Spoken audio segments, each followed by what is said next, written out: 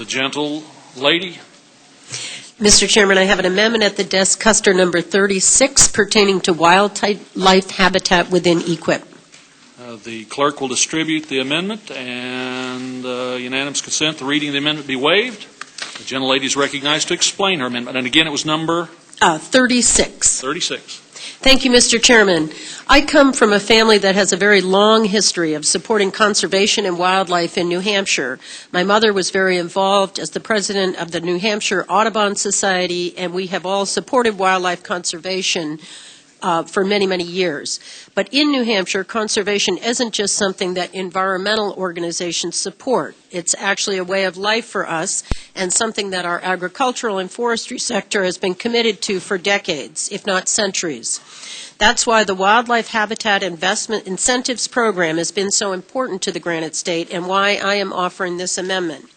I do want to say that I appreciate the work that the chairman and ranking member have done to increase efficiencies and reduce duplication within these conservation programs. I'm a huge believer in ensuring that we have the most effective and efficient government possible, and so I support folding the functions of the WIP program together into EQIP.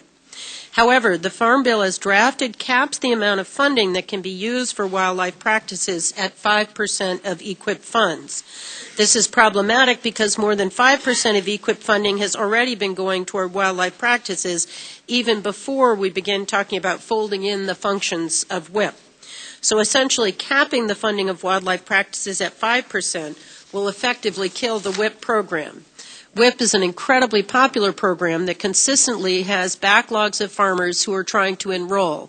Some recent success stories include helping create habitat for tens of millions of birds after the Deepwater Horizon oil spill, improving forest health and upland wildlife habitat throughout New England, and helping farmers and ranchers restore almost 1 million acres of lesser prairie chicken habitat in the last 3 years alone. Capping this funding at 5% will be detrimental to wildlife, but will also hurt farmers, ranchers, and foresters who count on this program to create and protect habitat on their working lands. My amendment is very simple.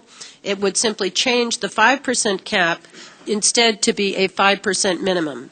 While many wildlife advocates want an even higher guarantee, a 5% minimum will preserve the ability of farmers and ranchers to utilize EQIP for wildlife practices and will bring our Farm Bill in line with the bipartisan compromise language contained in the bill passed out of the committee and Senate yesterday. This amendment retains the efficiencies of the combined EQIP program and doesn't increase funding.